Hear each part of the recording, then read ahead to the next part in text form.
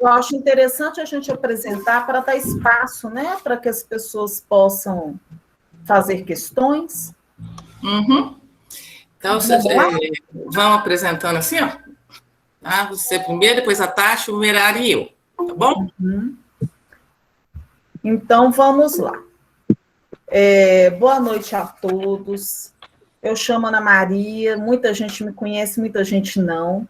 Dou aula aqui no Promove, né? Essa prática é uma prática de extensão do Promove, mas que nós abrimos para um público maior, inclusive porque tem muitos campos aqui do conhecimento, né? Temos a Tatiana Tironi, que é terapeuta ocupacional, o Merari, que é formado em Direito, né? Eu e a Fabiola, psicólogas. Então, cada uma na sua linha teórica, depois a gente vai falar disso também. Essa prática clínica surgiu aí, né, em relação à juventude. A juventude é um tema muito contemporâneo, é um tema que muita gente vem trabalhando, porque parece que todo mundo está com o comportamento da juventude. Então, na contemporaneidade, o que a gente pode observar é uma procrastinação, é uma relação intensa com a tecnologia, é um evitar o encontro amoroso. Então, muito disso vem repercutindo também nos adultos, né? Então, na clínica, quem atende pode perceber isso, assim, pessoas de 30, 40 anos que têm questões como as questões dos adolescentes. O problema é que na adolescência há um impasse aí, né, de uma reconfiguração narcísica, de um reposicionamento em relação aos ideais, né? Ô, João, vou pedir para pôr no silencioso o microfone, tá bom? Por favor. Então, há uma reconfiguração. Você consegue fechar o microfone do pessoal também, tá? Eu consigo? Você clica em cima da imagem e vai aparecer um microfonezinho e você fecha quando alguém abrir, porque às vezes abre porque está no celular, abre de repente. Tá bom. Peço desculpa. Sem problema. Então, na adolescência, o que fica penoso é porque não tem essa experiência com o campo do amor, né, assim, tão intensa quanto a gente tem, e ele precisa se posicionar, ele é convocado a se posicionar, né?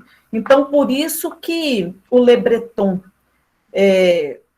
escreve um texto que eu gosto muito, que chama Condutas de Risco, e ele fala dessas condutas de risco, dessa impulsividade da adolescência que faz com que eles coloquem em risco a própria vida, né? Algo da pulsão ali, que insiste em persistir e que é perigoso, e muitos conseguem colocar, enfim, a própria vida. Então, eles são do ato, por causa dessa reconfiguração, né? Eles desbancam o posicionamento dos pais, o posicionamento dos mestres, dos professores, eles estão tentando se localizar através de uma experiência e o ato surge.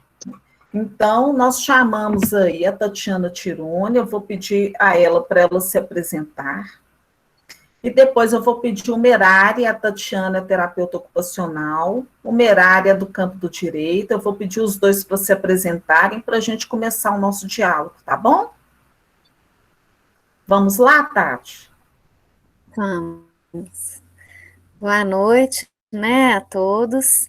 Primeiro eu queria agradecer o convite, né, para mim é sempre uma alegria participar desses espaços de reflexão, né, que eu acho que são tão necessários, né?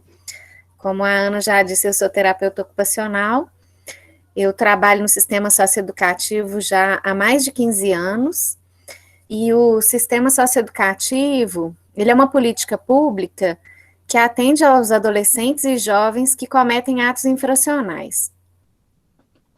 O ato infracional é quando um adolescente infringe a lei. Então, quando há uma infração por um adulto, a gente chama de crime, né? E quando é um adolescente, a gente chama de ato infracional. Então, de acordo com a nossa legislação, eles são responsabilizados, né? Quando eles cometem um ato infracional, eles são responsabilizados através de medidas socioeducativas. E eu trabalho especificamente na internação, que é a medida mais grave, né? Porque eles ficam presos por até 3 anos, né? E eu também estou finalizando meu mestrado agora na UFMG, né? E na minha pesquisa eu aprofundei no estudo da juventude e da interseccionalidade, como que elas se relacionam com a infracionalidade, né? E aí eu entendo a juventude numa vertente mais sociológica, né? Que o Paz, Dairel trazem e apresentam como juventudes, né? No plural, porque eles consideram essa diversidade que existe entre os grupos de jovens, né? Então, eles considerar a classe social, a cultura, né? Então, essas diferenças, né, entre as juventudes. Então, eles não entendem que a juventude é igual para todos, né? E a interseccionalidade, ela vai considerar os efeitos da interseção entre as categorias, como a idade, a classe, raça, o gênero, né? E a minha pesquisa foi feita com a população feminina, que está privada de liberdade, né? Que é a minoria nesse meio, né? Mas os jovens privados de liberdade no Brasil e também no mundo, eles têm classe e têm cor, né? E o fato dos pretos e pobres serem a grande maioria que estão presos, né? Infelizmente, isso não é uma questão só nacional, né? Não é só aqui que isso acontece.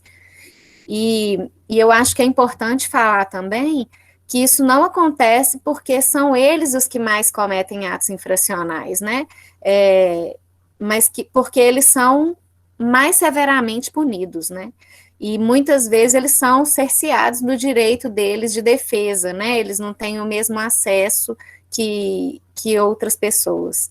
Então, muitos estudos, eles apresentam, né, que há uma tratativa diferenciada entre pretos e brancos, pobres e ricos, homens e mulheres, né, e que em diversas instâncias da sociedade isso acontece, né, como na abordagem policial, que agora a gente está vendo muito esse debate, né, nas mídias aí, né, trazendo essas questões dessa abordagem policial racista, né, preconceituosa, e também em outros espaços, como o Poder Judiciário também, nas sentenças, né, na aplicação dessas sentenças, a gente consegue observar isso também, assim como em outras instituições, né, em outros espaços a gente vê esses fatos que influenciam para que a gente tenha esse perfil que é muito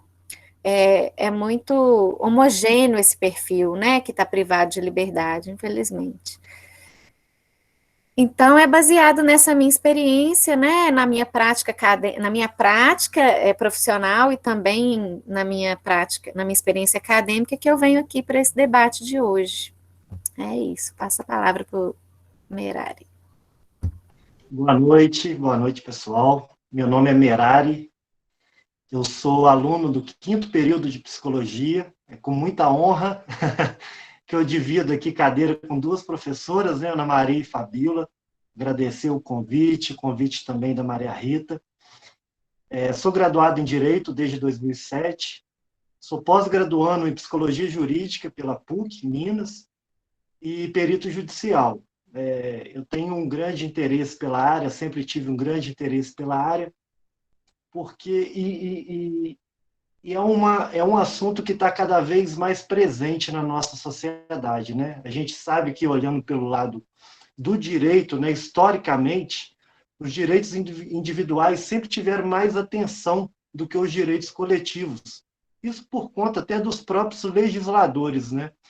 E com a nova Constituição de 88, isso mudou bastante. Passou a dar mais atenção aos direitos coletivos ou sociais. Esses direitos são aqueles dispostos lá no artigo 6º da Constituição, né? São os direitos que visam garantir os indivíduos o exercício e usufruto dos direitos fundamentais. Então, são de suma importância, né, no nosso dia a dia, para todos nós. E com a Constituição também, salvo engano, foi em 90, veio o ECA, que também veio substituir o Código de Menores, né, que tinha suas peculiaridades, não era muito bem visto, principalmente por conta da nossa democratização. E eu quero agradecer a oportunidade e estou aberto ao debate. Muito obrigada, Tati Merari. Fabíola, passo a palavra para você se apresentar. Bom, eu sou a professora Fabíola. Hoje, por coincidência, é aula de psicologia do adolescente, tá? E a gente vai falar um pouquinho disso. A gente vai entrar um pouquinho para falar desses problemas que a gente chama de problemas psicossociais do adolescente, tá? Que vai englobar tudo isso que a Ana Maria colocou, que é essa dificuldade, essa delinquência que às vezes aparece, que nem todo adolescente que comete um ato de infração, a gente pode considerar ele como algum tipo de patologia, porque as pessoas têm uma tendência, né, de querer colocar esses atos infracionais como algum tipo de transtornos, e aí depois a gente fala um pouquinho desses, os transtornos de conduta, só para vocês terem uma noção que é diferente, tá?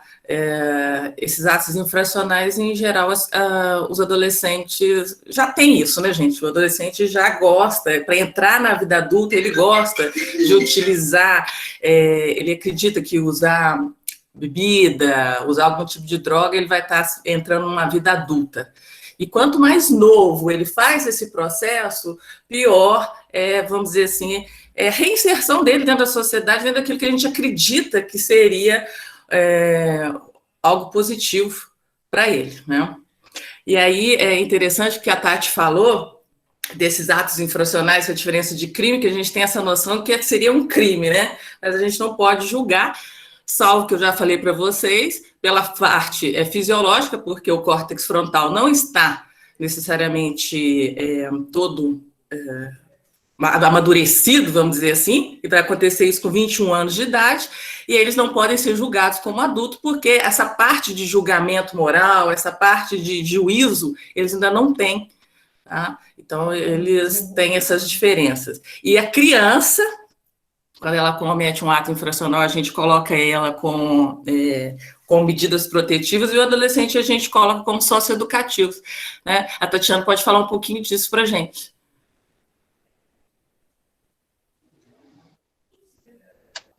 Posso sim. É isso que, de acordo com o ECA, né, a gente considera menos de 12 anos criança. De 12 até 18 incompletos, a gente considera adolescente, né? Então, para crianças não se determina medida socioeducativa, apenas as medidas protetivas, né? Que a gente entende que a criança ela precisa ser protegida. E o adolescente, ele pode responder tanto pela medida socioeducativa, mas ele também pode receber medida protetiva. Normalmente, a gente recebe os adolescentes na medida socioeducativa junto com medidas protetivas, porque é isso que a gente está falando, a infracionalidade, ela não vai acontecer unicamente por uma escolha do sujeito, ela está ali no meio de uma complexidade de questões que o sujeito está vivendo, né, que vão favorecer, né, esse tipo de atitude, né, que é multicausal, né, assim, a causa da infracionalidade. Então, geralmente, o que a gente observa na prática, que geralmente esses adolescentes que a gente recebe, eles têm direitos muito violados, assim, normalmente é só quando eles têm esse contato com a medida socioeducativa é que eles vão ter, pela primeira vez, os seus direitos garantidos, né, então, normalmente vem junto, né, o juiz já determina a medida socioeducativa junto com as medidas protetivas, né, então isso é muito comum. Entendi. Porque a gente tem, gente, dentro desses problemas psicossociais, a gente tem a gente fala de genético, né, que seria problemas de alcoolismo na família, famílias que eles falam que não são muito inteligentes, mas não dessas inteligências formais aqui. E tem as dificuldades comportamentais, sociais, que a gente fala, né, que seria as amizades, tá, que faz muita diferença na vida do adolescente, tá? Principalmente amizades subversivas, que é onde que leva o adolescente a cometer alguns atos, tá? E a parte de personalidade do adolescente que a gente tem que levar. Essa parte de comportamento pode ser várias coisas, pode ser depressão, pode ser uma timidez muito acentuada, uma ansiedade, pesadelos, baixa estima, pessimismo. E aí eu acho que a Ana pode falar um pouquinho disso, né, Ana?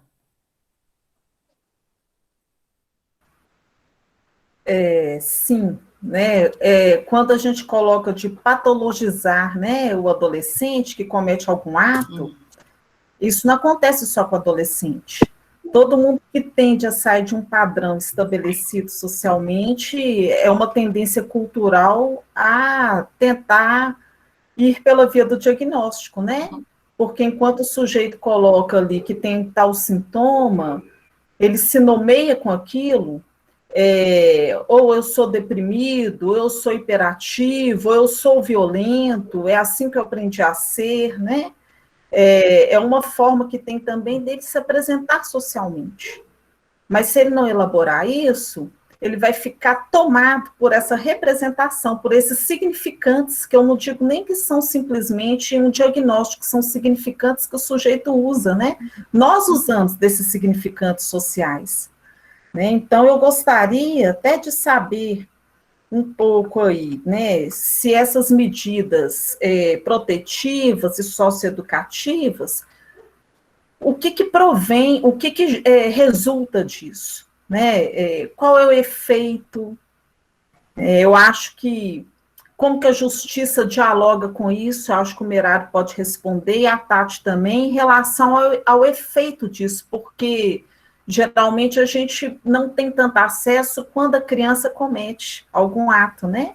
Uhum. E parece que, pelo que vocês colocaram, a partir do ato, o sujeito aparece, no sentido de que ele passa a ter uma identidade social. Então, eu lembrei muito do artigo lá do Le Breton, quando ele coloca que a conduta de risco ela possibilita o sujeito a entrada do outro. Enquanto não há conduta de risco, o social fica estabelecido ali tal como ele é, né? Como com as limitações socioeconômicas, né? Com as limitações em relação ao preconceito, com as limitações em relação às possibilidades, e a partir do ato, o sujeito passa a ter um nome, passa a ter um lugar diferente. Né? Eu gostaria de saber que vocês falassem um pouquinho sobre isso, começar a Tatiana, depois o Merário.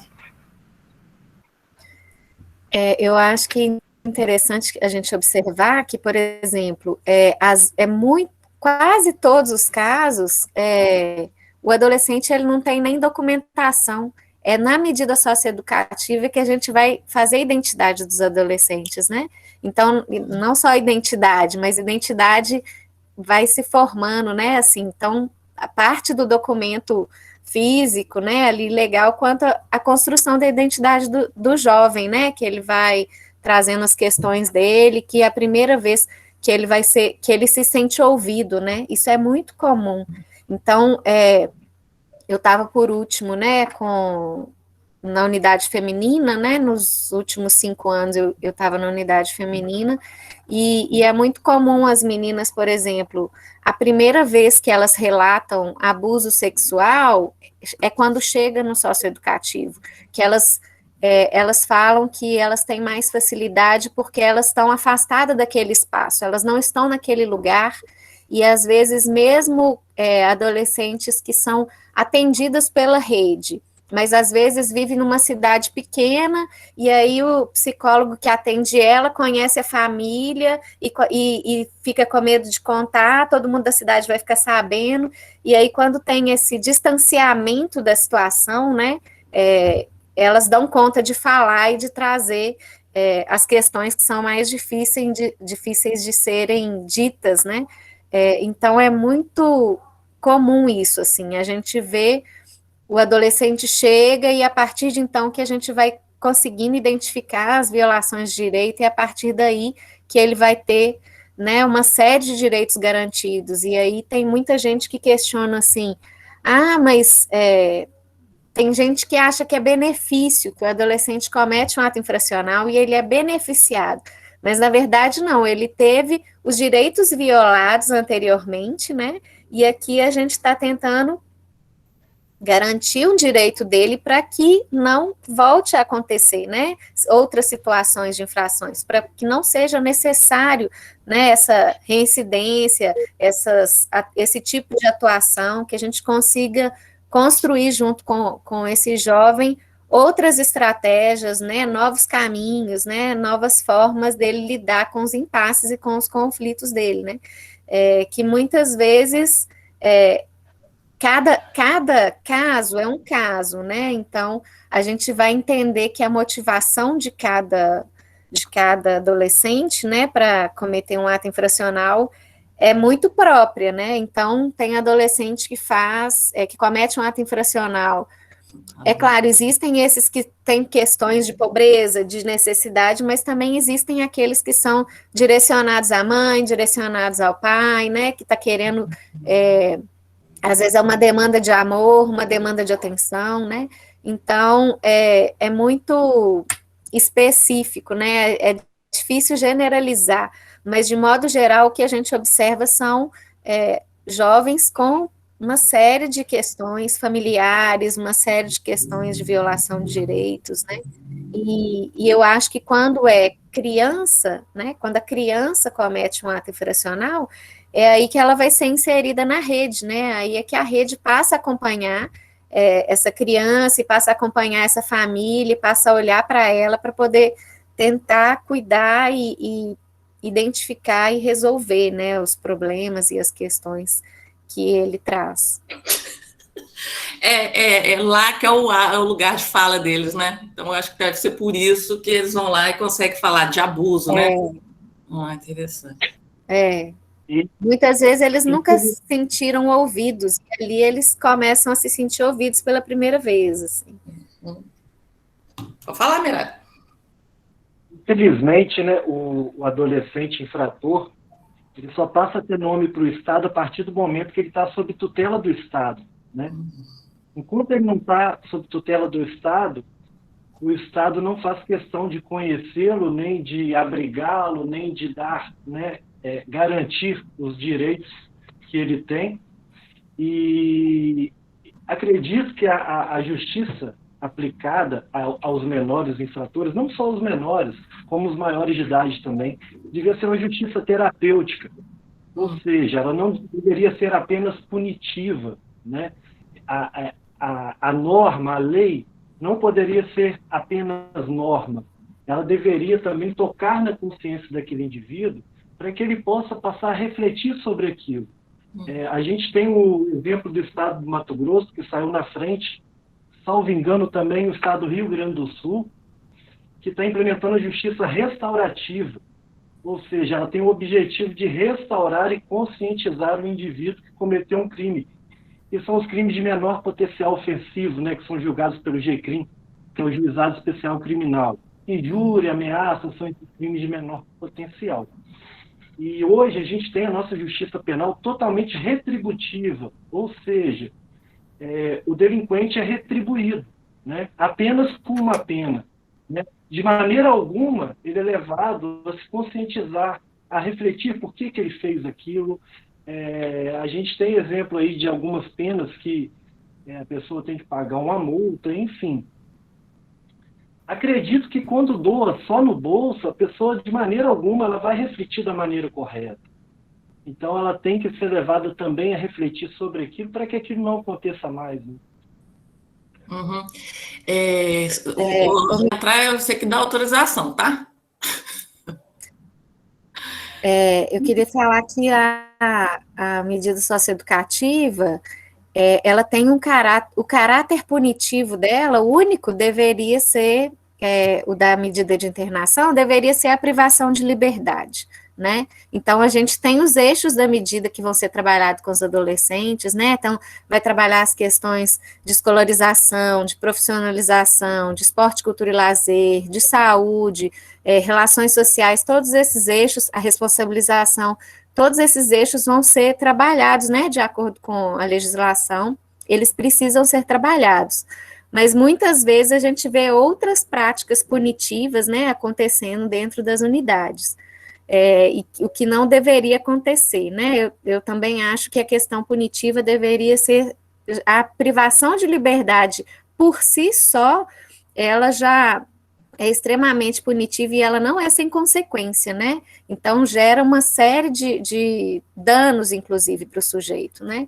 Agora, falando da justiça restaurativa, né? Eu também sou facilitadora de círculo restaurativo, também fiz curso de justiça restaurativa, e eu tenho uma experiência, né, já fiz diversos círculos com os adolescentes, e eu também, existe essa possibilidade de se fazer uma prática restaurativa, um círculo restaurativo, antes que o sujeito receba uma medida, que às vezes os casos mais leves, como você disse, é possível resolver a questão que envolva, né, a vítima, que seja possível fazer essa restauração do dano ali num espaço de fala e de escuta e de diálogo, né, e de conexão entre as pessoas envolvidas, mas também é possível ser feita essa prática, né, depois que o adolescente recebe a medida socioeducativa. Então, a gente faz vários círculos nas unidades, tanto para resolver, às vezes, conflitos internos, para resolver questões em espaços coletivos, né? Mas também a gente faz círculos para pensando o desligamento do adolescente, né? A gente, às vezes, envolve a família, a comunidade, e aí isso contribui para a construção do desligamento desse adolescente, mas eu já fiz, inclusive, um círculo que foi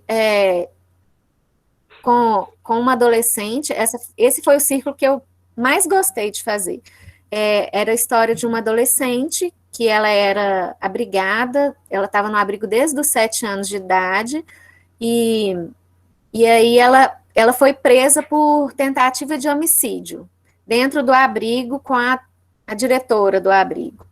E aí, quando a gente foi até a cidade, né, lá para poder conversar com todo mundo que estava envolvido, a gente vê uma dor, assim, dessa diretora, que ela fala assim, eu não acredito que ela fez isso comigo, porque ela era como uma filha para mim, eu levava ela para minha casa no Natal, assim, e elas têm essa relação.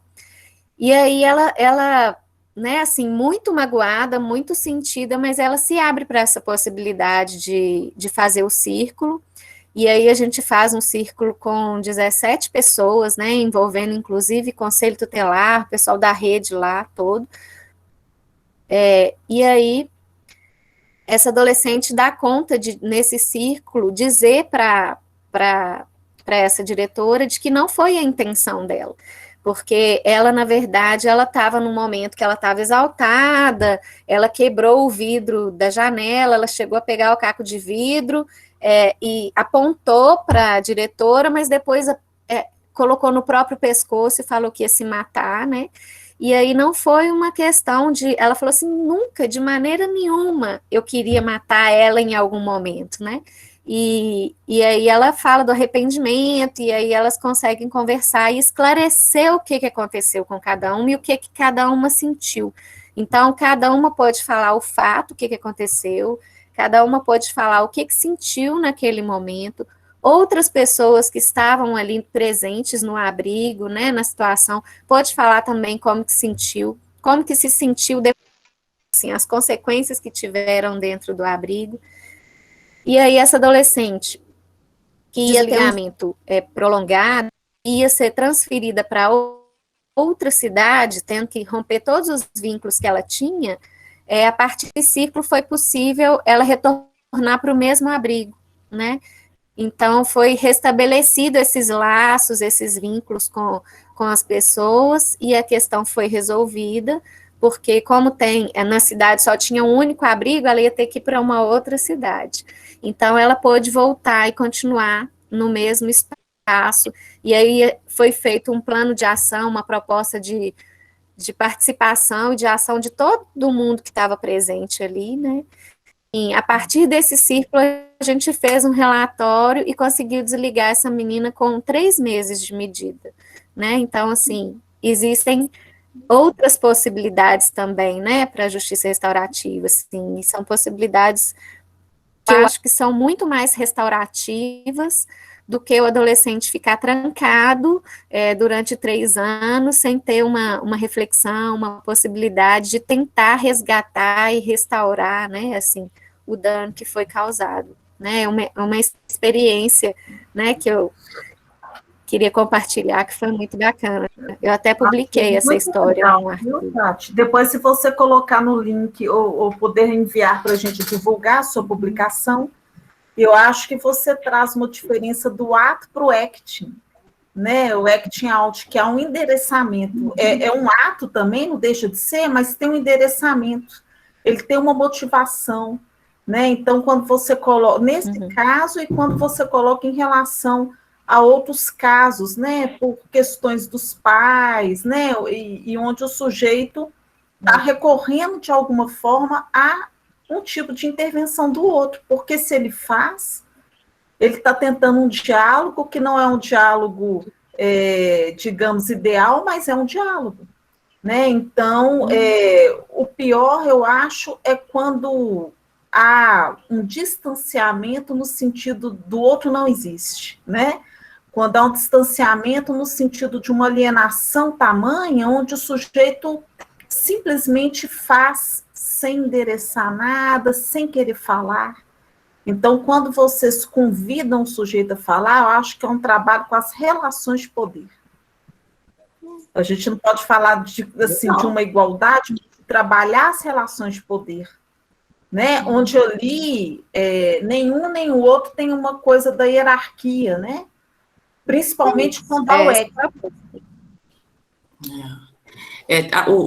Eu gosto de ouvir a Ana, porque eu entendo psicanálise. É impressionante. O Márcio está perguntando o Márcio está perguntando assim, ó, como é a aceitação desses adolescentes para as intervenções feitas nesses processos de reclusão? Aí, acho que é com você, Tati. Eu estava lendo outra aqui, eu achei que você estava lendo uma, eu estava lendo outra. Lê de novo para mim. E a Ana Carolina, eu vou abrir o microfone para elas falarem um pouco das experiências que elas estão tendo lá. A Laís falou que em Ponta Grossa está bem fortalecido nesse sentido. Fala para a gente um pouquinho, Laís. Deixa eu só fazer uma pergunta para a Tati. Ah, tá. Oi, Lu. Está fechado seu microfone. Laís, fala então um pouquinho.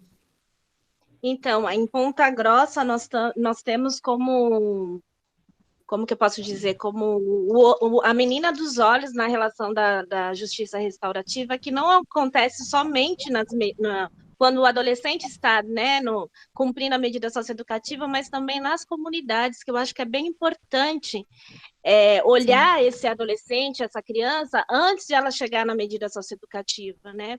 Então, funcionando como um instrumento de prevenção também, né? Justiça restaurativa, eu acho que está com força aqui no Sul, no Rio Grande do Sul, e eu não entendo muito das outras localidades, mas voltar o debate e fazer esse adolescente ser pertencente também, no próprio círculo restaurativo, ele ter aquele lugar é fundamental.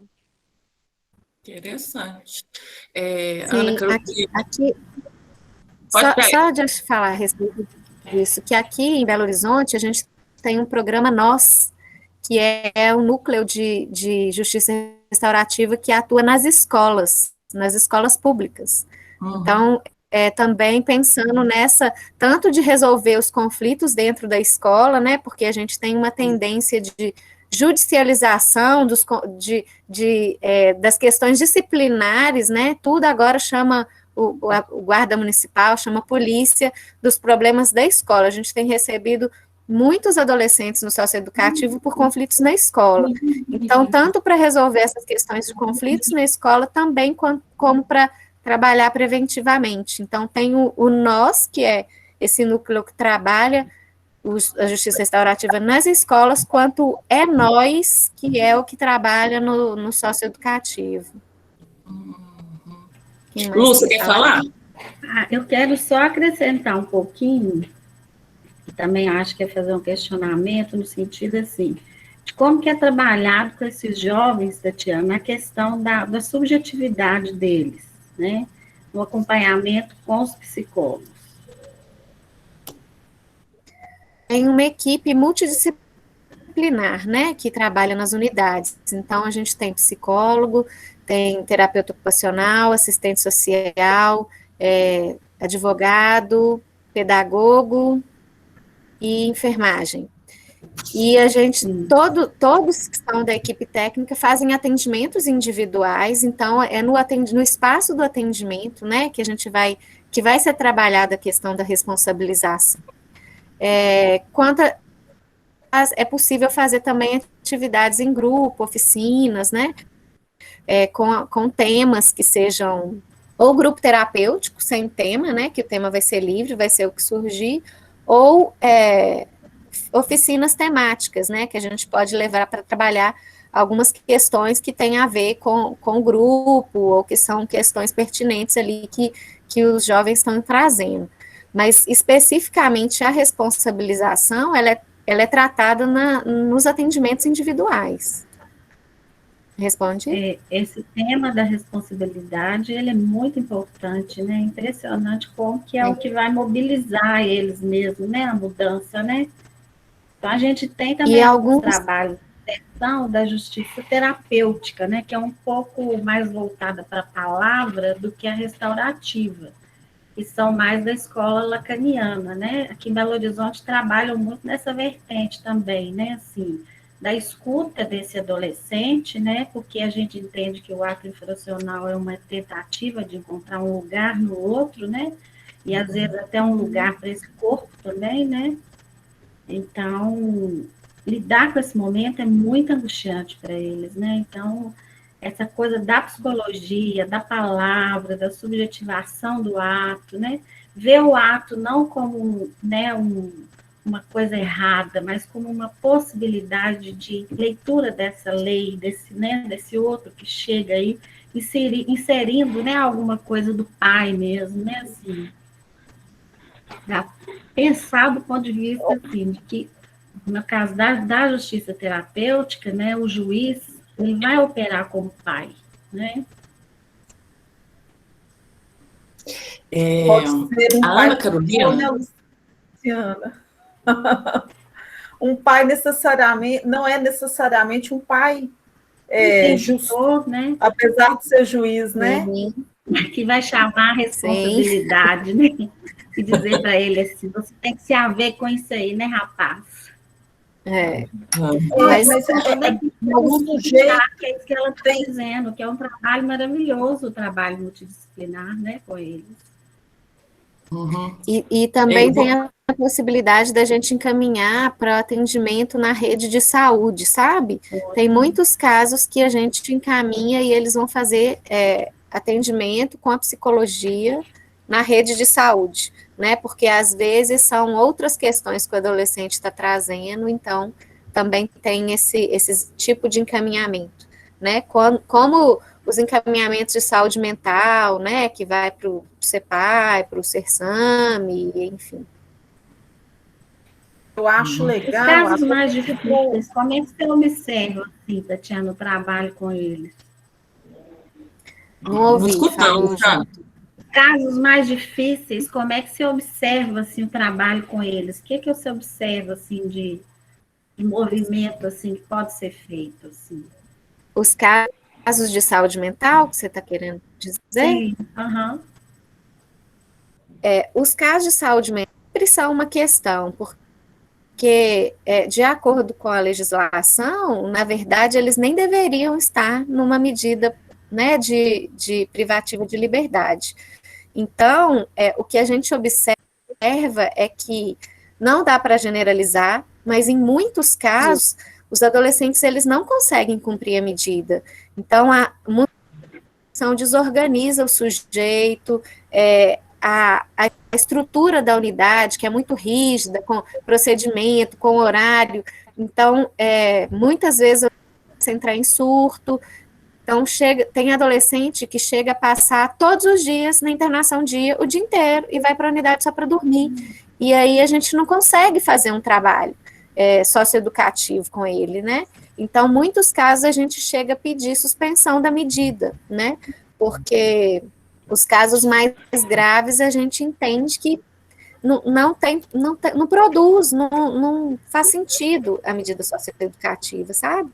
Então, a gente também tem que considerar isso, assim, será que é possível esse sujeito, né, ser responsabilizado dentro dessa medida, ou será que é evidente aqui a questão da saúde mental, né, que tem de prioridade aqui a saúde, né, então primeiro, muitas vezes é suspenso ou interrompida a medida para se tratar da questão da saúde, né, porque muitas vezes não existe condição do sujeito cumprir a medida, não faz efeito, né? Só uma coisa que eu gostaria até de colocar, para você falar depois, e o Merari também, Tati, em relação à lei, à intervenção da lei. Né? Porque chamar o sujeito responsabilidade, assim, uma responsabilização do ato, não implica necessariamente colocá-lo culpado, né? No sentido de convocar algo da culpa. Porque tem uma coisa da lei que ela faz isso. Se você transgride, você é culpado. E a justiça, ela intervém muito nesse sentido. Né? Então, quando a Lu coloca em relação a essa responsabilização pela via da subjetividade, pela subjetivação, pelo menos a teoria psicanalítica, né? Tem até um psicólogo, psicanalista, o Célio Garcia, foi professor da UFMG, ele fez um livro maravilhoso, que é A Clínica do Social. Ele coloca que o sujeito, digamos, esse sujeito, conforme a orientação lacaniana, ele não é o mesmo sujeito dos direitos e deveres. Então, que parece que a justiça tenta, a meu ver, às vezes, casar isso, né? Que ele tenha um pouco... que ele coadune os direitos e deveres em relação à questão do sujeito. Mas a subjetividade, às vezes ele comete algo para ele conseguir alguma coisa daquele lugar, daquela instituição, daquele pai, daquele tio, daquela pessoa. Vai saber o que é que essa menina quis quando ela quebra a janela e pega o vidro. Quer dizer, o que ela quis? Não é no sentido de deixá-la culpada, mas convidá-la a falar. Eu achei legal a sua prática, porque quando convida a falar, possibilita com que ela, que é o mais importante, entenda o que aconteceu, para ela não ficar nesse sentido de estou culpada, entendeu? Assim, é preciso ela elaborar, né? Então, tem muitos jovens que atuam, como o Le Breton coloca, que é um chamado à vida. O ato é um chamado à vida, né? Muitos, inclusive, eu vi ali no chat aqui, perguntando de suicídio. Alguns conseguem suicidar, muitos tentam e não conseguem, mas não quer dizer que eles queriam suicidar, não. Eles querem se desligar de algo, de um mal-estar. E como que hoje, na contemporaneidade, é difícil do sujeito compreender que todos temos mal-estar. E que a gente vai ter que saber com isso de algum jeito, mesmo tendo um pai e uma mãe, mesmo tendo uma instituição com que haja cuidados, mesmo tendo uma moça de uma instituição que adote, ela ainda assim estava com mal-estar, percebe? E a gente nega o mal-estar. Então, hoje eu atendi, né, tive uma clínica, atendi na clínica, alguns pacientes falam assim, nossa, eu faço isso e ainda estou com o mal-estar, ainda sinto angústia. Claro, é um afeto eminentemente humano. Você pode tratar, a gente não vai desumanizar no sentido de aniquilar a angústia. Então, parece que essa menina aí que você traz, né, que comete esse ato, esse acting, que não era nem um ato, um acting out aí com essa moça que adotou, certamente ela estava angustiada. Eu acho que o lugar ali é de compreender um pouco, de possibilitar com que ela compreenda o que rolou, né, o sentimento dela em relação à angústia, e não no sentido de uma lei, porque espera disso de um juiz, né, que puxa a orelha. Às vezes é interessante que puxe, mas eu acho que é muito além disso, percebe? Né, muito além disso, e independente do que essa menina fale, ela vai ter a consequência, nessa figura que adotou, a consequência do ato dela. Eu acho que é preciso de compreender que o ato vai ter consequência. Mesmo que com culpa ou sem culpa, ele vai ter consequência.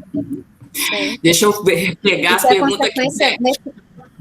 Essa consequência não é só para a vítima, né? É para todo mundo que está envolvido ali, né? Todo mundo, de alguma forma, foi afetado de alguma maneira, né? E tem que eles, né? É importante eles entenderem. Fabiola? Oi. Merari, falar um pouquinho. Isso, eu vou fazer essa pergunta para ele. Pode fazer, Merari? Ó, a Ana Carolina, que eu acho que ela é ATO também, né? O meu meio social percebe uma crítica muito forte à falta de punição com jovens que cometem crimes. Você podia abrir o microfone, Ana, e falar para a gente, e aí o Merari responde.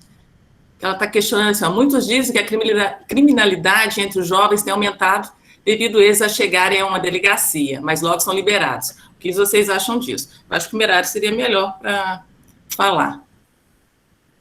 Sim. A gente, principalmente o adolescente, pode passar para ele uma sensação de impunidade. Muitas das vezes, quem vai lá registrar a ocorrência, a vítima, sai depois do que o próprio menor de idade. Só que a gente tem que entender o que a Fabiola falou no início sobre a capacidade psíquica do adolescente. Ele está numa fase que o córtex pré-frontal dele não está totalmente desenvolvido.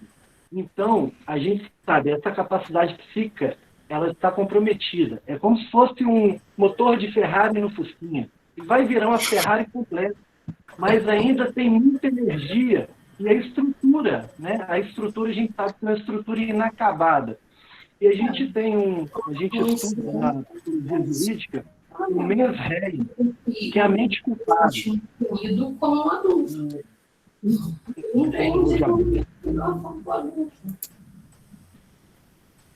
Eu queria comentar também. Pode falar. O mens rea, que fala da mente culpada, a gente sabe que o adolescente, ele não tem essa culpabilidade totalmente desenvolvida na cabeça dele. Então, muitos dos peritos judiciais, às vezes contratados pelo adolescente, pelo infrator, eles usam essa corrente muito usada na defesa, usando essa incapacidade, né, física, né, psíquica, para poder conseguir uma pena mais branda ou conseguir tirar ele da custódia, né? Então a gente sabe que essa capacidade ela só vai ser desenvolvida na maioridade. Então, assim, até que ponto, né? Até que ponto ele também está entendendo isso como uma impunidade, né? A gente não sabe, né, até que ponto ele pode estar entendendo isso da maneira que a justiça está passando para ele. Quer falar, Tati, mais um pouquinho? Detalhe? É porque eu acho que, assim, tem algumas questões, né? Primeiro, eu acho que tem um imaginário social que diz que o adolescente não é responsabilizado. Na verdade, desde os 12 anos ele é responsabilizado e ele pode ser preso, né? Então, eu acho que isso é um equívoco do imaginário social das pessoas que não compreendem, né, a legislação. Agora, essa questão do adolescente comete um ato, ele vai para a delegacia e é liberado, não necessariamente ele ficou impune. Ele pode ter recebido uma medida socioeducativa em meio aberto, né? porque existem vários tipos de medida socioeducativa, não é só a internação. Então, existem outras formas que são, inclusive, menos danosas para o sujeito, e se o ato for leve, se for primeiro ato, dependendo das condições, o adolescente, ele prioritariamente, ele vai ser encaminhado para cumprir uma medida em meio aberto, né? Então, ele vai ser responsabilizado, vai ter todo um acompanhamento. Agora, esse discurso de impunidade, na verdade, é um discurso que eu até fico pensando, assim, eu nem sei se o adolescente se sente que ele não está sendo punido. Na verdade, eu observo uma repetição dessa fala. Então, o que a gente escuta muito dentro do socioeducativo é assim, dá nada para mim. Eles têm essa frase, esse jargão, todos falam isso, dá nada para mim, dá nada para mim. E já deu, o menino tá lá preso, entendeu? Tá todo ferrado, mas ele continua com o discurso, dá nada para mim, dá nada para mim. E aí o que a gente observa é que é uma repetição da fala, né? Porque todo mundo fala que o adolescente não acontece nada, e aí ele repete isso, e às vezes ele já deu, ele tá ali, tá respondendo, tá sendo responsabilizado, tá sendo punido. E alguém às fala vezes isso com ele? É um Alguém discurso fala isso com ele? Você está aqui, já deu. Ah, no atendimento a gente fala, né? Eles levam um sustão, né? Aí, Fica assim, pensando. eu estou pensando Peraí. na importância de trabalhar o simbólico com eles. Meu microfone está baixo, Merari. Estou pensando aqui na importância de trabalhar a via simbólica mesmo, que é a via da palavra, né? Que é o papel da psicologia. Mesmo nos casos de psicose, a gente sabe que mesmo na inimputabilidade, o sujeito tem que ser chamado à responsabilidade, ele é capaz. No nosso Código Penal, o inimputável, ele não responde, né? Mas a gente já tem profissionais na área de saúde mental que defendem que até na loucura o sujeito tem que ser chamado à responsabilidade. Quer falar, Merari? Não, a Tatiana falou, e muito bem, o Estado às vezes já está punindo esse adolescente desde que ele nasceu, né? Talvez por isso ele esteja ali cometendo aquilo ali, né? Social, né? Daqui a pouco quem levantou a mão eu chamo, tá? Peraí. Laís, essa pergunta eu vou deixar um pouquinho mais para o final.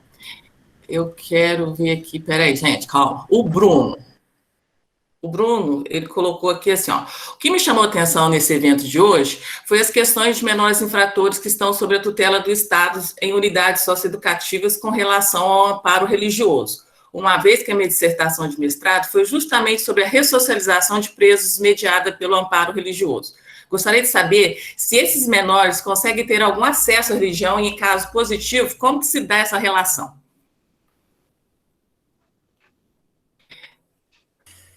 Essa é uma grande questão.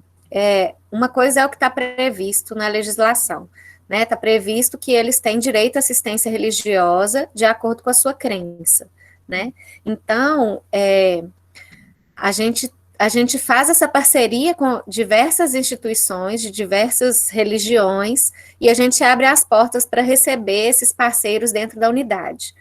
Da mesma forma, a gente também encaminha o adolescente para as instituições religiosas, de acordo com a crença dele, a gente também pode encaminhar esses adolescentes, né, para assistir uma missa, ou um culto, ou ir para um terreiro de umbanda, seja lá o que for. Mas é uma luta, a gente, na prática, conseguir garantir que seja respeitada a escolha religiosa dos adolescentes. Por quê? O que a gente observa é que, muitas vezes, quem tem mais interesse de fazer parceria com as instituições de privação de liberdade é a religião evangélica, né? São as linhas, né, de religião evangélica. Então, elas estão mais atuantes dentro das medidas socioeducativas, daqui pelo menos, de Minas, não sei, em outros estados, e aí a gente tem que fazer um trabalho intenso, tanto com os servidores da unidade, quanto com esses parceiros, para eles respeitarem certos limites, né? Porque, por exemplo, o adolescente ele tem que ter uma participação voluntária. Então, ele tem que ir, se ele quiser ir, ele não pode ser obrigado a ir, e nem pode ser aquela dali a única atividade que tem naquele momento. Ou você vai ou você fica no alojamento, né? Então, é importante a gente fazer essa ação, assim, ou você vai para lá, ou você vai para outra atividade, né? Para dar essa opção de oportunidade de escolha, porque o que acontece muitas vezes é que só tem aquilo naquele momento, e aí o adolescente, para não ficar dentro do alojamento, às vezes ele vai participar, ou então tem unidade que bota todos os adolescentes para participar, sem respeitar o direito de escolha.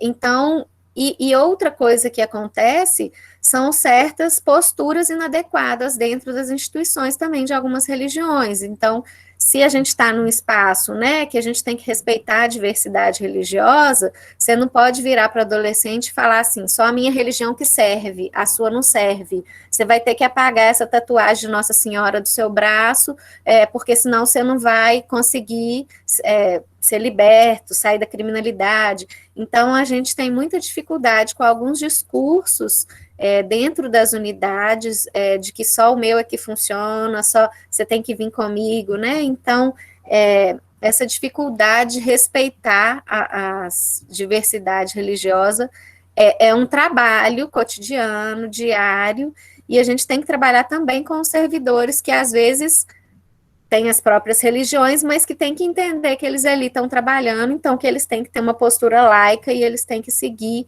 a metodologia como está prevista, né? Então, são desafios aí que a gente precisa estar sempre atento. Então, tem unidades de todas as formas. Tati, a Laís está perguntando se existe casos de tentativa de suicídio e como que ele se lida com esse tema. Tem muito caso. Eu hoje estava participando de uma reunião que a gente está organizando um webinário para falar especificamente, né, do suicídio, que setembro é o mês, setembro amarelo, né, da prevenção ao suicídio, e a gente tem muitos casos de tentativa e de suicídio, né, assim, que acontecem dentro do socioeducativo. Então, a gente estava tratando disso, inclusive, e eu observo que na unidade feminina, eu assustei muito quando eu fui para a unidade feminina, como que é muito mais evidente. E aí, quando eu estava pesquisando também, né, para fazer a minha dissertação, eu observei, assim, que isso é de modo geral, não é nessa unidade que eu trabalho, mas de modo geral, as mulheres, elas têm, privadas de liberdade, elas têm uma incidência muito maior, de tentativa de autoextermínio, de automutilação, né, desses problemas mais específicos de saúde mental, de depressão, de ansiedade, enfim. E não é fácil lidar com isso, né, porque é difícil, né, então a gente tem tanto trabalho no atendimento, como trabalha fazendo ações preventivas. Eu tenho uma ação que eu faço todo ano, que são os círculos de valorização da vida, que eu utilizo a técnica, né, da justiça restaurativa para fazer esses círculos. Inclusive, nesse webinário que a gente vai fazer, eu vou apresentar esses círculos.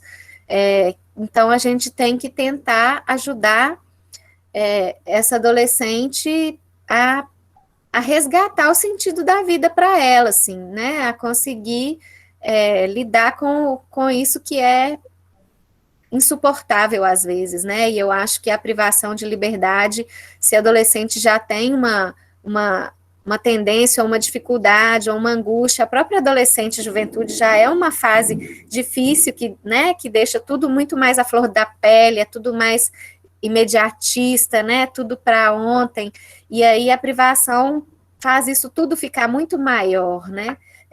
Então, a gente tem que cuidar disso, assim, e tentar ajudar nesse processo, mas não é um processo fácil mesmo. Ô, Tati, então, necessariamente com essa fala, dá para a gente ter uma noção de que a maioria das meninas, né, que cometem um ato infracional é por problemas internos, né? Não necessariamente, vamos dizer assim, sociais, fora, né?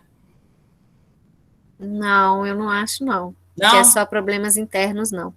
Na minha pesquisa, uma coisa que aparece muito, assim, é que quase todas as meninas foram vítimas de exploração sexual ou de abuso sexual, né?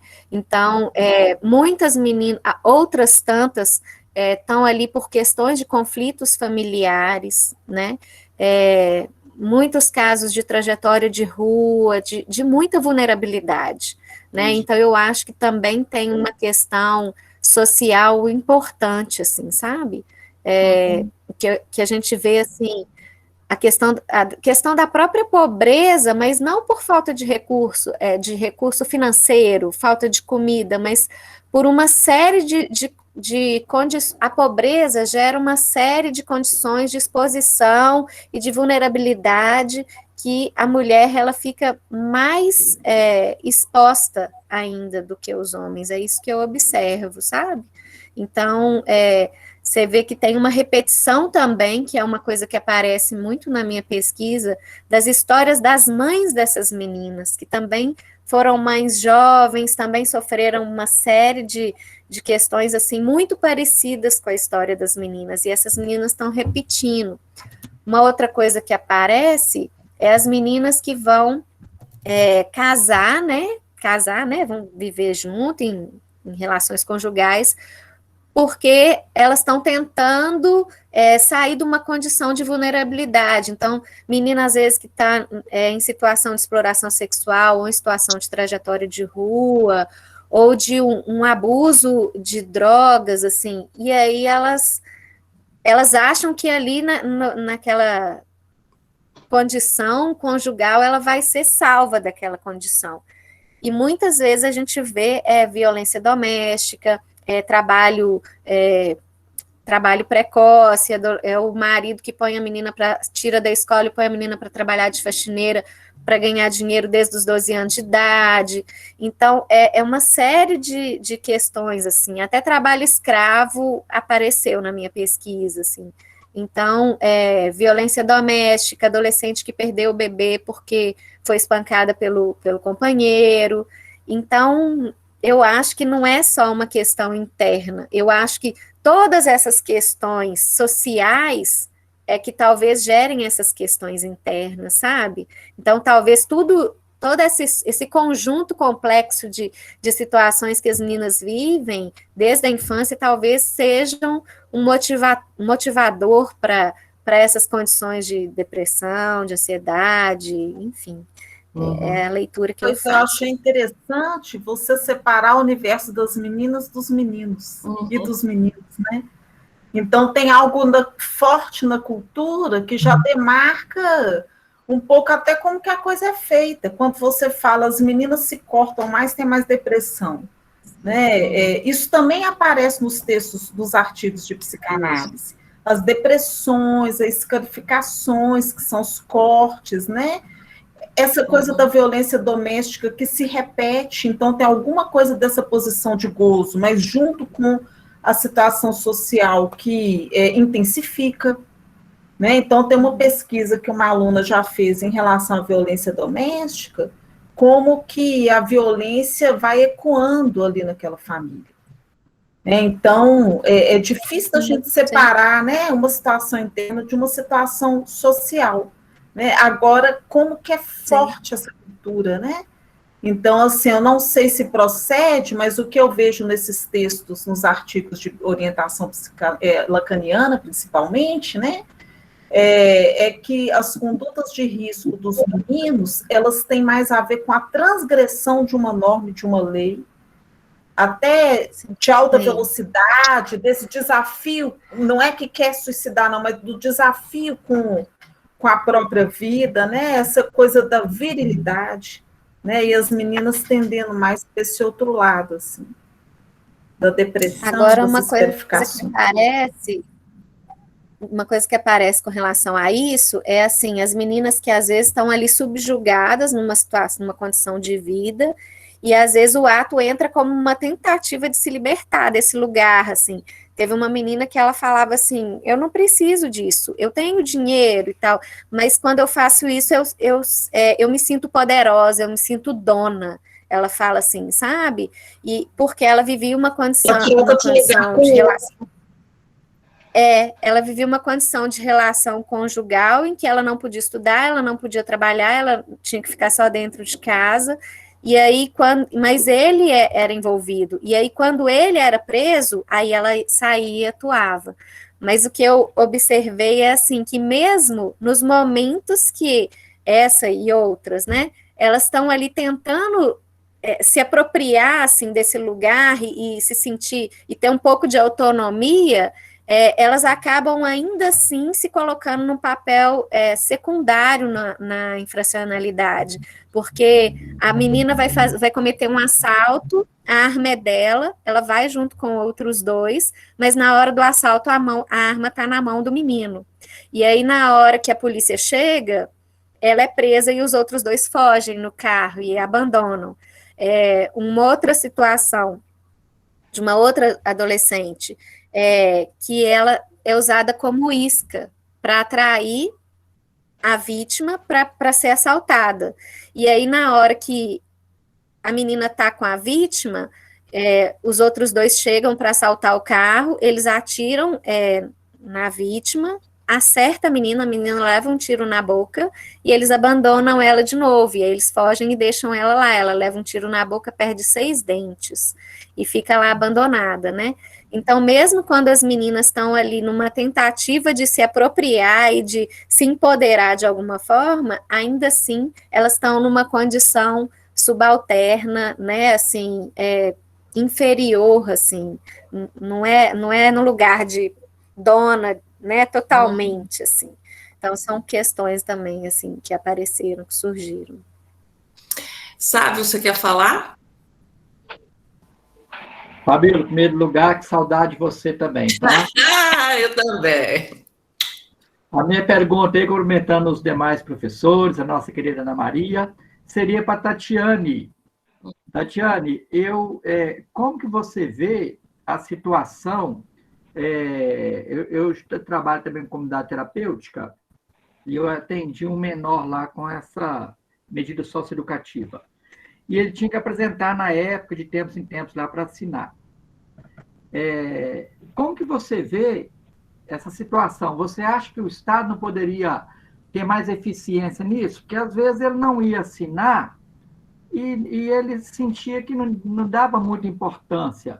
Você não acha que o Estado devia fomentar isso um pouco mais, já que é um assunto tão importante, estamos ressocializando uma pessoa, que eu sou muito favorável, eu escuto muitas pessoas falando que eu sou a favor da maioridade penal, mas também quer penalizar o adolescente, mas penaliza o Estado, não deu educação e moradia para aquela pessoa. E antes de você responder, eu só queria pedir você, através dos professores aí, se você pode compartilhar esses estudos seus aí, que eu acho muito importante para nós. Com certeza, quando terminar, estou terminando. Aí eu compartilho com a Ana divulga aí para vocês. Mas com relação a isso que você falou aí de assinar, na verdade, isso, da mesma forma que os meninos falam e repetem o não dá nada para mim, eles falam isso, eu vou lá assinar. Mas, na verdade, eles têm que ir para realizar um atendimento, né, com um técnico de referência, que vai atendê-lo quando ele recebe uma medida em meio aberto. Então, se for uma liberdade assistida, por exemplo, que eu estou imaginando que seja o caso, ele tem que ir uma vez por semana para ser atendido ou por um psicólogo ou por um assistente social que vai acompanhar ele em todos esses eixos que eu falei antes. Então, o profissional vai querer saber como é que ele está na escola, vai encaminhar ele para curso profissionalizante, né? Vai querer saber como é que está as questões da família, em todos os eixos que eu falei, saúde, e eles fazem os encaminhamentos, ou até acompanhamentos, né, que forem necessários. E aí, cada caso vai ser um caso. Agora, os meninos falam desse jeito, eu vou lá assinar. E aí, na verdade, eles vão lá para eles receberem esse atendimento, e baseado nesse atendimento, o técnico que acompanha, ele vai fazer um relatório e vai encaminhar para o juiz falando como que o menino está né, como que ele tá, o que ele tá fazendo, o que tá precisando, o que tá legal, o que não tá, o que ele precisa melhorar, e se ele já pode ser desligado, se ele já cumpriu, olha, já tá tudo ok, todos os eixos dele tá isso assim, assado, ele não tem necessidade mais de continuar na medida, ou se, olha, ainda falta avançar na profissionalização, ou ele ainda não está matriculado em escola, ou a família também não compareceu, porque a família também tem que comparecer, né? Então, esse técnico vai fazendo um relatório dizendo como que está a situação, né? Então, tem adolescentes que vão cumprir bem essa medida e tem adolescentes que não vão cumprir bem essa medida, né? E aí, se o adolescente comete novo ato infracional, então, quando tem reincidência, tem uma maior chance do juiz dar uma medida em meio fechado, né? Então, é uma maior chance dele receber uma medida mais grave, né? Então, é assim que funciona, é mais ou menos assim que funciona, tá? Então, esse é o discurso de ser só assinar, mas não é só isso. Eu vou fazer essas perguntas para o Merari, que ele tem uma fã aqui, ó. A Thaís falou que adora fumerário. Ó, a Dan está falando assim, ó, a medida da internação é muito importante, necessário o trabalho em conjunto com a equipe de segurança, estabelecer ações, estratégias, encaminhando pessoas, acho que é pessoas, e o caso. E a Maria Vânia está fazendo assim, ó, para vocês que levam um adolescente jovem a continuar cometendo atos infracionais, mesmo depois de terem passado pelas medidas socioeducativas, o que fazer para mudar essa realidade e a alternativa judicial? O que você acha, Merari? Respondendo a primeira, daí a importância da interdisciplinariedade, né, das políticas públicas. Não adianta só o direito atuar, só a psicologia, só a assistência social atuar. Acho que todos têm que atuar, como a Tatiana falou, de maneira conjunta. E a política pública sadia, a gente sabe que é uma política pública bem planejada, inclusive de seus gastos, para ela ter, né, no final, aí, uma coordenação correta para que ela funcione. A gente não pode jogar toda a responsabilidade das políticas públicas somente para o judiciário decidir, né, e tratar. É muito importante que elas sejam bem feitas, né? E a gente sabe que o papel do psicólogo na elaboração das políticas públicas, né, não só do aplicador da lei, mas o papel do psicólogo, do assistente social, importantíssimo, né? Então, para que elas sejam completas, né, o suficiente para que todos que estejam envolvidos saibam, né, como aplicar e como executar essas políticas públicas. A gente tem um exemplo aí da Covid, né? O Brasil é um país que são 27 estados. Se eu não me engano, são 5.570 municípios, né? Agora, imaginemos cada município tratando uma política pública de uma maneira. É o que a gente viu com vacinação. E a gente precisa, né, de uma intervenção, de um controle mais bem feito, né, disso aí como política pública, né, para que isso, né, seja feito de maneira correta. Infelizmente, a gente está vivendo a antítese disso aí, né, totalmente o contrário. Tá. E qual foi a segunda pergunta? Desculpa. O que é a justiça? Qual a alternativa judicial que seria, se tem, né? Uma alternativa judicial. Sim, eu até pensei, quando a Ana Maria destacou a diferença, né, das meninas adolescentes para os meninos, eu acho que cabe a nós, né, eu como futuro psicólogo, vocês já como psicólogas, assistentes sociais, acho que trabalhar mais na elaboração da política pública, para que ela possa ser feita de maneira mais planejada, para que se torne efetiva. Né? A gente vê tanta reincidência, tantos jovens cometendo crime de novo, e a gente vê muita política pública sendo aplicada, executada de maneira incorreta. Eu acho que a gente tem muita responsabilidade nisso quando a gente for chamado para a elaboração de leis e políticas públicas. A gente tem que ter esse olhar diferenciado para a menina adolescente e para o menino adolescente. A gente sabe, a maturidade da menina está além da maturidade do menino que tem a mesma idade. Então, acho que precisa de uma atenção especial nisso aí. Márcio, pode falar. Olá, pessoal. Boa noite. Eu queria fazer uma pergunta para a Tatiana. Estou encantado com a fala dela, muito interessante. Eu sou contratado da Assembleia Legislativa, onde eu e mais 3 estagiários fazemos um trabalho também muito interessante com adolescentes que são contratados pela Asprom, que são adolescentes que vivem em vulnerabilidade, e a Asprom faz esse trabalho social, preparando o adolescente para o mercado de trabalho formal, através de contratos, como menores aprendizes. E a gente trabalha justamente com essa evolução dos adolescentes, dia a dia, é muito interessante. A minha pergunta para a Tatiana é difícil a inserção nesse mercado?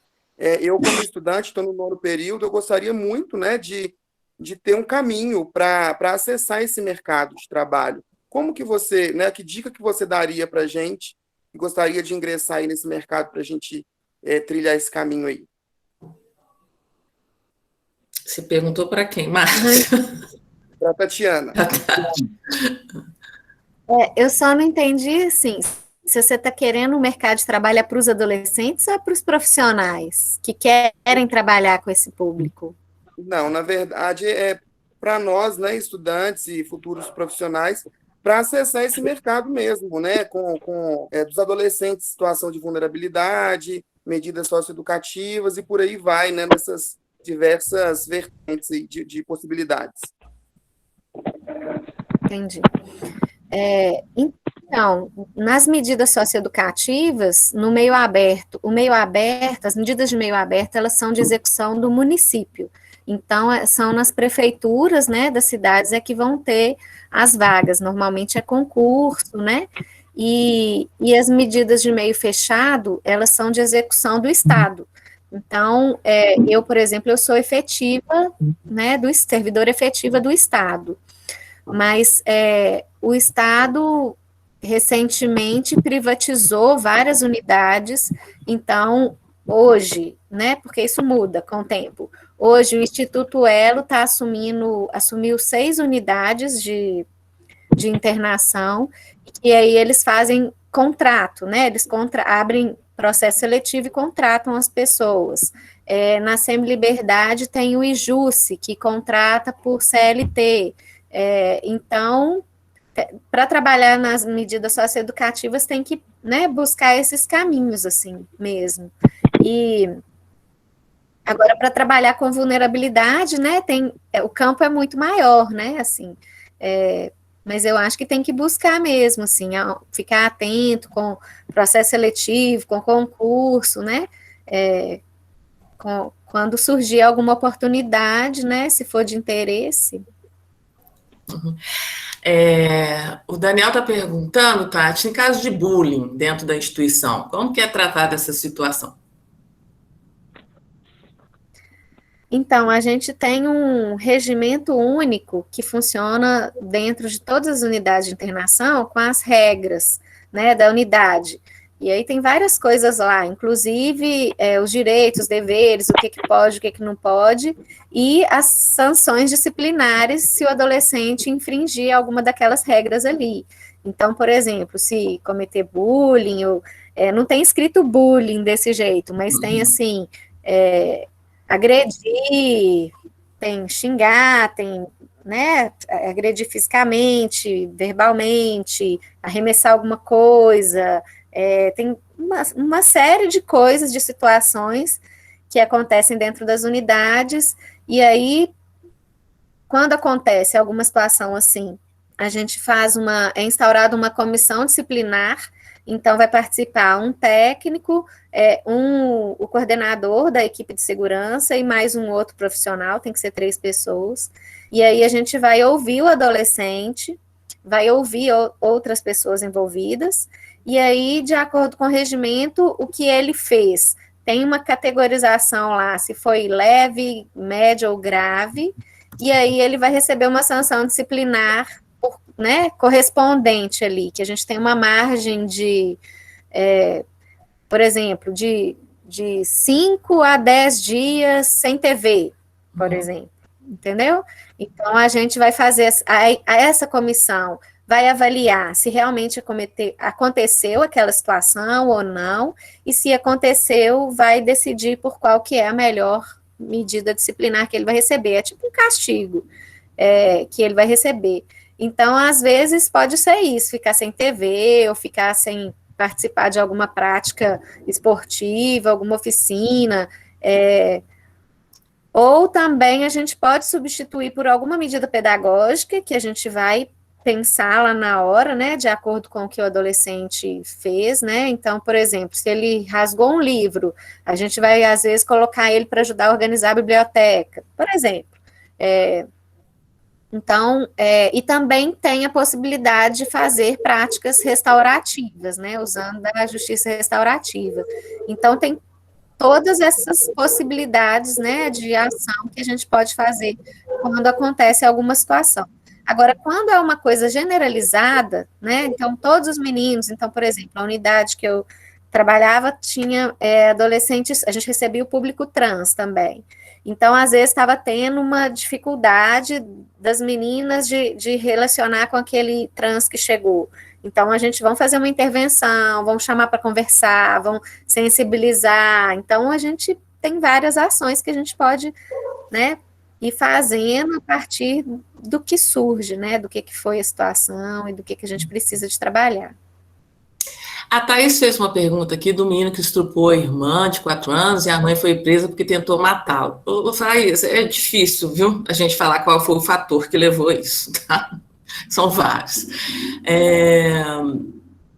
A gente vai perguntar da Rosângela, que a gente já está finalizando, tá, gente? E depois da Gisela, que ela fez uma pergunta aqui. A Rosângela falou assim, ó, considerando que a ausência de reconhecimento simbólico desses jovens na sociedade contemporânea contribui para essa cultura de violência. Acho que é você, né, Ana?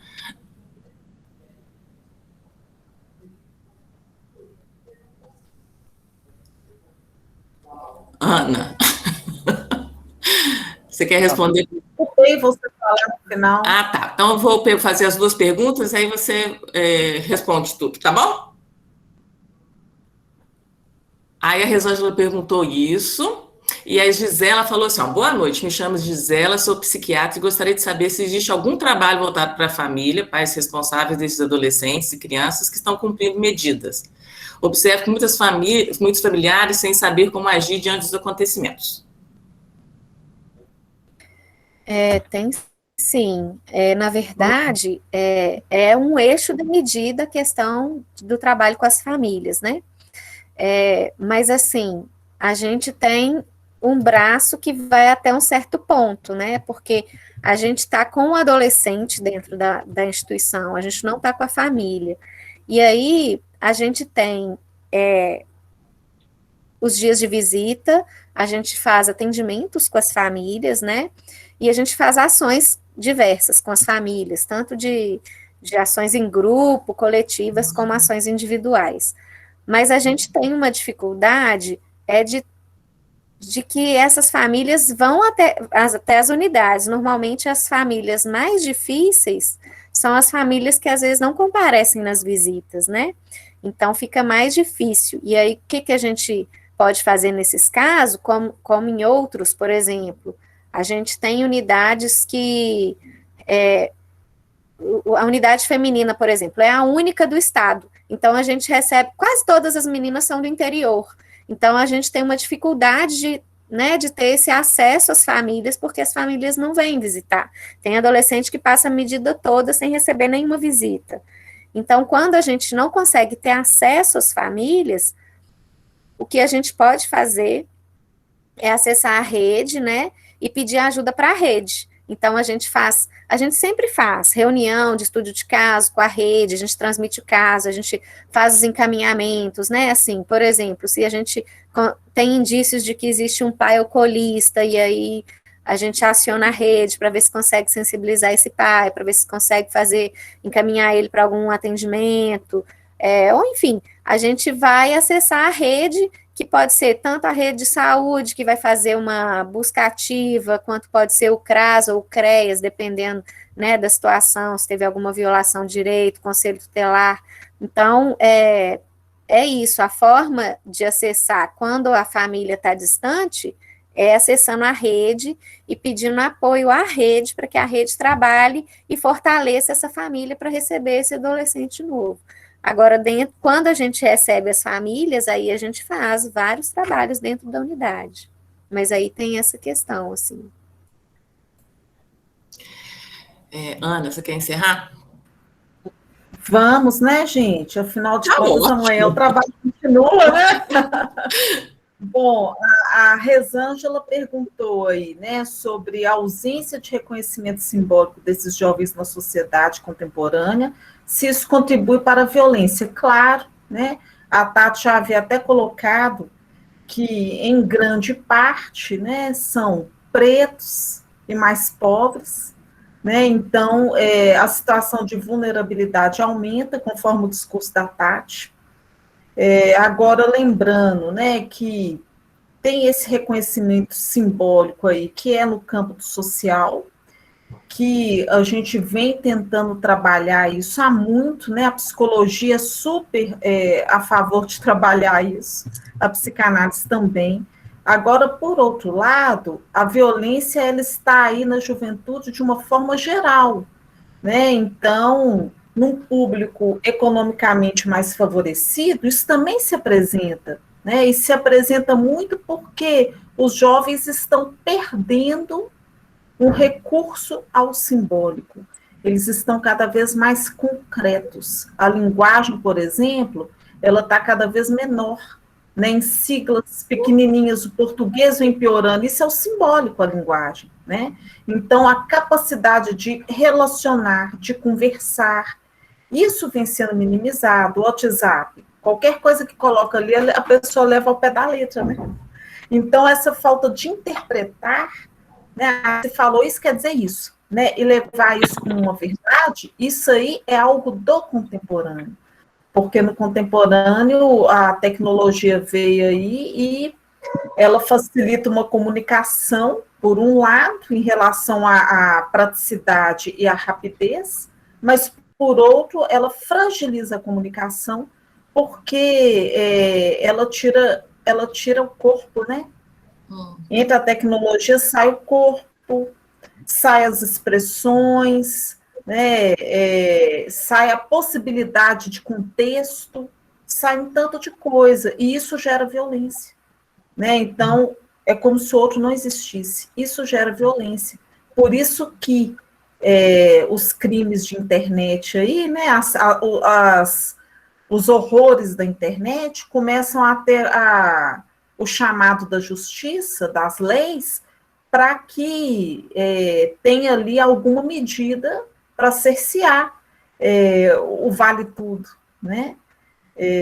Então, essa pergunta é legal porque tem alguma coisa, né, de considerar o sujeito ali, a consideração daquele sujeito no nível econômico e tudo, né, como algo de um reconhecimento que gera violência, mas, por outro lado, a violência está muito na contemporaneidade, principalmente como efeito da ciência e da tecnologia, né, que faz o sujeito ficar isolado e perder a habilidade social, tá bom?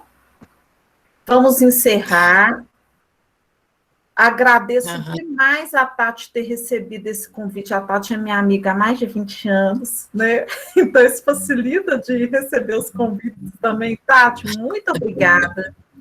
Seu trabalho é admirável, você é referência para esses meninos, né? E com certeza, sim, você faz muito bem para a humanidade, né? Agradeço a Mirari, que foi minha aluna aí, que também participou, super legal, viu, Merari? Falando dessas questões do direito que são desconhecidas por nós, né? Sim.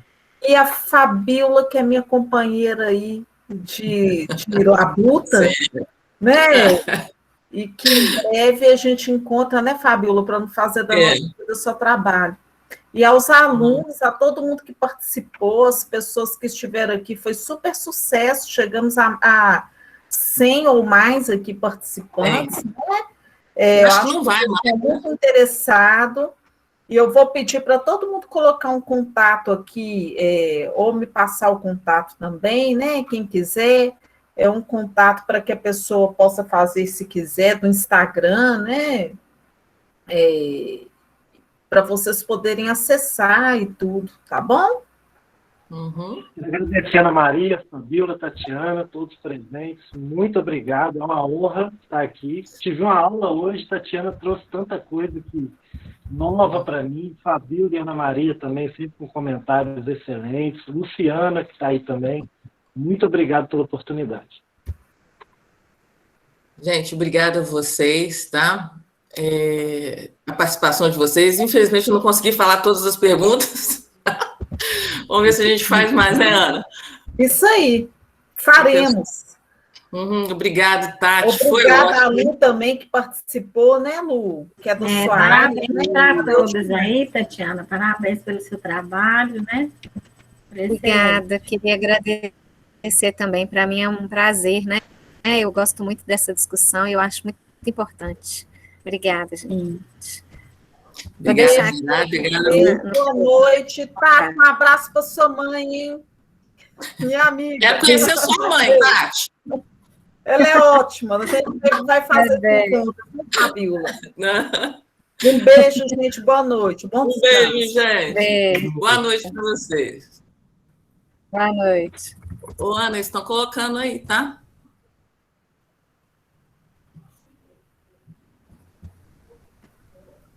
Será que você vai conseguir colocar isso tudo, Ana, desse pessoal tudo de Instagram aqui? Eu vou salvar aqui. Se eles quiserem um contato, eles podem entrar no meu, que tem ali na última postagem um contato de todo mundo, né? Isso. Que Merari, a Tati, então é nesse intuito, né? Eu não vou entrar em contato com eles geral, não. Vou salvar aqui o chat, a conversa do chat. Já interrompi a gravação, foi ótimo, né, Fabíola? Foi ótimo, ótimo mesmo. Deixa eu pegar aqui. Estou seguindo a Tati agora. Foi muito bom, muito bom. Está todo mundo aqui encantado. Isso aí. Um beijo, viu, Fabíola? Boa noite. Boa noite para você, Ana. Depois eu te mando mensagem lá para a gente falar do outro projeto, tá bom? Tá joia. Beijo. Beijo.